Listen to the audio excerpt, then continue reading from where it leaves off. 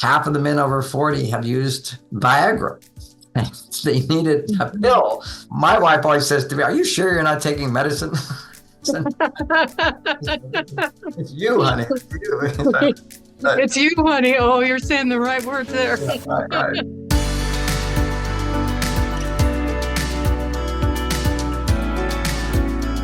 73 years old, my testosterone is 50% higher than when I was a young man. Okay, I'm the exception because I understand polarity. I understand how to make all this work.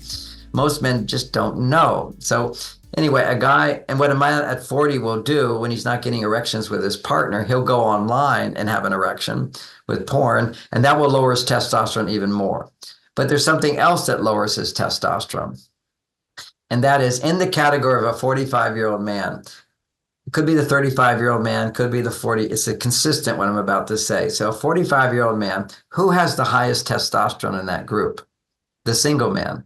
Who has the next drop down highest? Is the man in a committed relationship. When does it drop again? The married man. So compared to a single man and a married man, on average, the single man will have much more testosterone for that age category than the married man.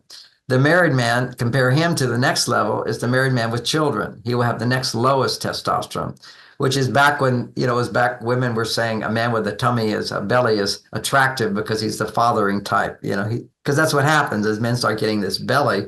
As their estrogen goes up, their testosterone goes down.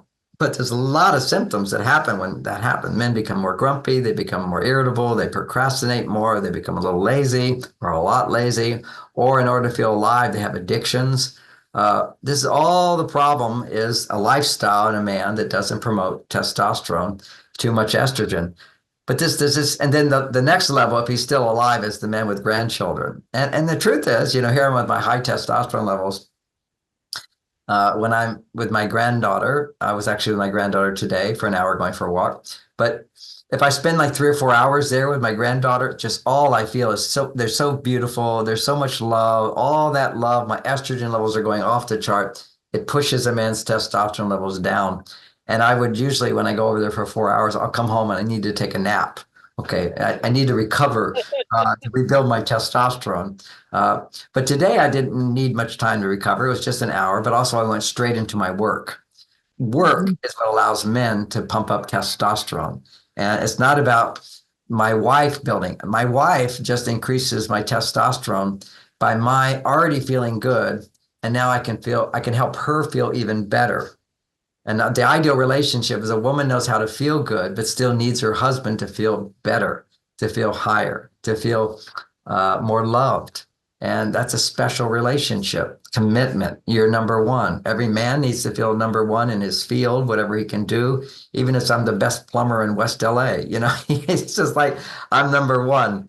And a woman, I'm number one. That's commitment. And men have to, see, I give examples for men to understand this. Just like you want to feel number one, that's when it comes to your confidence. Women need to feel number one in terms of, I am the one he loves the most. I'm special. I'm number one. And we have to demonstrate those things. Men don't know this. See, this is so back to the way men think and feel. What a man does in the beginning, I'll come back to our thinking. What we'll do in the dating stage up to the uncertainty stage is we'll be very motivated to do stuff. Okay, we're motivated to do stuff. And we're just doing little stuff. In our minds, we're not doing big stuff like sharing our whole income with you, giving up all other potential women, committing our life to you, signing the contract. That's the big stuff in a man's mind. This little stuff is I'm just testing to see, does it work?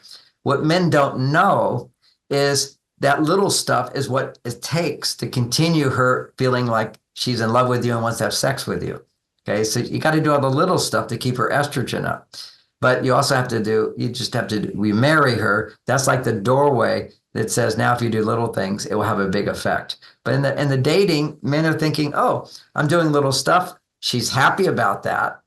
So, wow, she's a perfect person because I don't have to do much to make her happy. But then you get married, he stops that stuff because in his mind, he thinks I'm doing the big stuff now.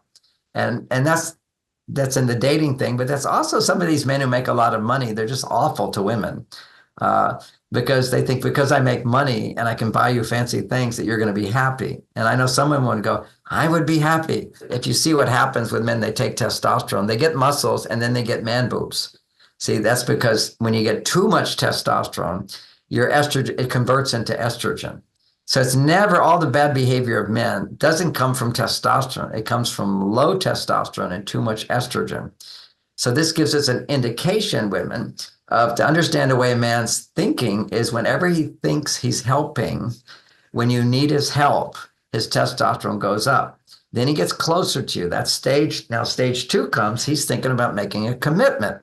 When he's thinking about making a commitment, he will pull away. He's doubting now. So he's pulling away. Doesn't mean he doesn't love you. It's like, am I going to, invest in this relationship? Or where's this going to go?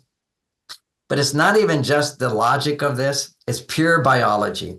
If a man it gets to in the first stage of attraction and you're spending time together, enjoying each other, there's a place where he thinks maybe you're the one. He wants to attach to you more.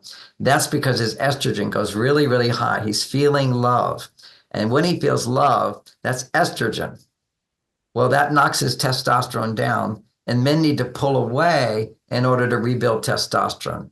Like the guy who needed to go fishing to find himself again, go hang out with the guys and go fishing and not having women around, his testosterone levels can restore.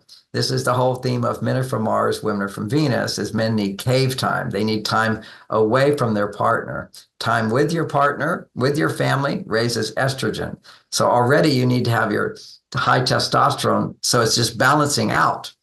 But when a man works, I work, but I also can become exhausted and tired.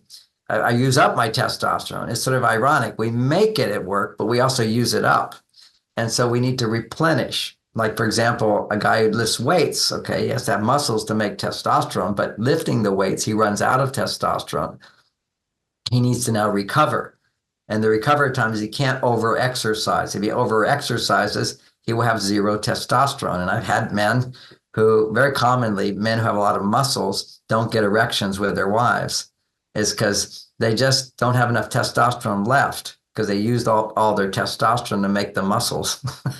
So I have to tell them you have to train less and you have to make sure that you don't do porn, because a lot of times when you're not turned on to your wife, it's basically your testosterone is too low, but it's easy for men to get turned on to a stranger. Now that's, it's kind of paradoxical for a woman, because you're going to get turned on if you have healthy self-esteem. A man wins you over, you love him, now you open your heart to him. If your heart's closed, you don't want to have sex with him. But for a man, fantasy is a big testosterone booster, and it's unhealthy. It's an unhealthy thing. But the more you get turned on by fantasy, then reality doesn't turn you on. We just know digital stimulation is more addictive than reading a book, for example. It's the this is on one level, this is not real. Okay, this is just a screen. I'm not really here. You're not really there. And so, and then add to it that the porn is these people are faking it all the time as well. They're just doing it for the money. There's no love for you. They don't know you. They don't care about you.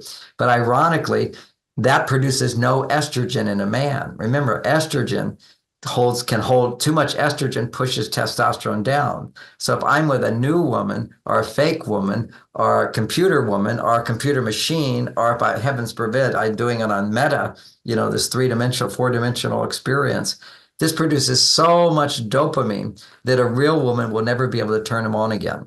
That's what goes on. You have to go through, it's the same concept of going on cocaine. Now you go off of cocaine, you have to go through the withdrawal, a lot of suffering, a lot of boredom, nothing turns you on at all for life. But the receptor sites can come back. But if you have extra nutrition and support, it can come back faster.